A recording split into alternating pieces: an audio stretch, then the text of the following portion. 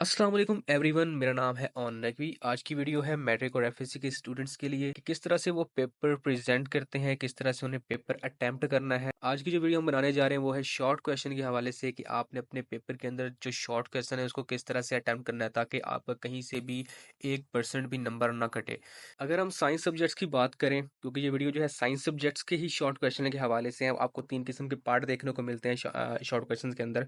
तो वहाँ पर हमें जो है 4 किस्म के क्वेश्चन देखने को मिलते हैं।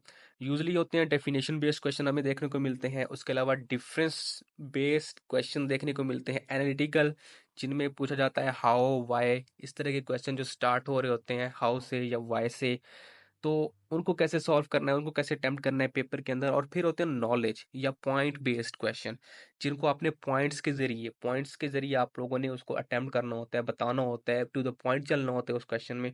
तो इन जो 4 किस्म के जो डिफरेंट टाइप ऑफ क्वेश्चन है, शॉर्ट क्वेश्चन हैं, इनको आप लोगों ने किस तरह से अटेम्प्ट करना है वो आज हम जानने जा रहे हैं। तो सबसे पहले हम बात कर लेते हैं डेफिनेशन बेस्ड क्वेश्चन की, कि आप लोगों ने इस क्वेश्चन को किस तरह से अटेम्प्ट करना। तो इसके लिए मेरे पास एक रेफरेंस पेपर है बायोलॉजी का। आप लोग बाकी साइंस सब्जेक्ट, बाकी जितने भी साइंस सब्जेक्ट, चाहे वो फिजिक्स है चाहे केमिस्ट्री है, उनको भी इसी ही तरह अटेम्प्ट करना है। उनके भी इस किस्म के जो क्वेश्चंस होंगे उनको इसी तरह ही अटेम्प्ट करना है आपने। तो मैं आपको सबसे पहले पेपर दिखा देता हूँ डेफिनेशन बेस्ड क्वेश्चन के लिए, कि डेफिनेशन बेस्ड क्वेश्चन आप लोगों ने किस तरह का पेपर है और उसको किस तरह से अटेम्प्ट करना है। तो सबसे पहले आपने कुछ इस तरह से पेपर स्टार्ट करना होता है। किसी किस्म की कटिंग नहीं होनी चाहिए। अगर कटिंग करते हैं तो उससे आपके जो है पेपर चेकर पर एक बैड इम्पैक्ट पड़ता है और वो उसमें नंबर काटने की कोशिश करता है। तो सबसे पहले हम बात कर लेते हैं डेफिनेशन बेस्ड क्वेश्चन की। डेफिनेशन बेस्ड क्वेश्चन में अगर हम बात करते हैं, जैसे कि उन्होंने एंजाइम की डेफिनेशन पूछी है, तो आप लोगों ने इसको किस तरह से अटेम्प्ट करना है, तो इसमें आप ये चीज़ें देख लें। सबसे पहले आपने ऊपर जो है हेडिंग देनी है एंजाइम्स की, फिर आपने जो है इस तरह से ही आगे जो है इसकी डेफिनेशन को लिखना है, फिर आपने नीचे एग्जाम्पल देनी है। आप अपनी मर्जी के कोई भी एंजाइम की एग्जाम्पल दे सकते हो। सेम इसी तरह आपने अगर फिजिक्स का कोई क्वेश्चन है उसको भी इसी तरह डेफिनेशन करनी है, नीचे एग्जाम्पल देनी है। अगर उसकी कोई डायग्राम है, जिस तरह यहाँ पर उसने एंजाइम की डायग्राम बना रखी है, आप लोगों ने इसी तरह फिजिक्स या केमिस्ट्री में भी अगर किसी चीज़ की डेफिनेशन कर रहे हैं, अगर उसकी डायग्राम दी गई है बुक के अंदर, तो आप लोग ज़रूर डायग्राम बनाएं। और इस तरह से आप लोगों ने जो है डेफिनेशन बेस्ड क्वेश्चन को करना होता है। इसके बाद जो नंबर 2 पे हमारे पास आता है वो होता है difference based short question. Difference based short question में मोस्टली स्टूडेंट जो गलती कर देते हैं कि वो डिफरेंस बेस्ड क्वेश्चन में भी अलग अलग पैराग्राफ लिख देते हैं। जैसे कि डीएनए और आरएनए का यहाँ पे डिफरेंस पूछा गया है, फिजिक्स में भी कुछ इस तरह के क्वेश्चन पूछे जाते हैं, केमिस्ट्री में भी कुछ इस तरह के क्वेश्चन पूछे जाते हैं। तो आप लोगों ने इन क्वेश्चन को एक डिफरेंस में दरमियान में एक लाइन लगानी पड़ती है, और फिर एक साइड पे एक चीज़ और दूसरी साइड पे दूसरी चीज़ के बारे में लिखा जाता है, और वो भी पॉइंट्स के साथ। अगर वहाँ पे पॉइंट देते हैं तो उसके आगे डिफरेंस का दूसरे वाले का भी आपने वैसे ही एक पॉइंट दे के उसको उसके सामने ही करना होता है। तो यहाँ पे डीएनए और आरएनए का जिस तरह से डिफरेंस बेस्ड क्वेश्चन को अटेम्प्ट किया गया है, आप लोगों ने इसी तरह ही से अपना पेपर जो है शॉर्ट क्वेश्चंस को है अटेम्प्ट करना होता है।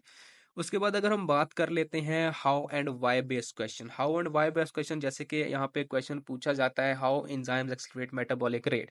तो आप लोगों ने ये नहीं करना कि पूरा के पूरा एक आप लोगों ने इस क्वेश्चन को लिख देना है, या आपने हेडिंग के अंदर हाउ या वाई, मतलब how enzyme accelerate metabolic rate या वाई, इस तरह आप लोगों ने नहीं गलती करनी। आपने जस्ट सिंपल एक छोटी सी हेडिंग देनी है, जैसे सिंपली आप मेटाबॉलिक रेट की भी दे सकते हैं ऊपर जो है हेडिंग, या एंजाइम एक्सेलरेट मेटाबॉलिक रेट की भी दे सकते हैं। ये नहीं कि आपने वहाँ पर हाउ वाई और फिर आगे आपने क्वेश्चन मार्क लगा दिया। इस तरह का आपने हेडिंग्स नहीं बनानी होती।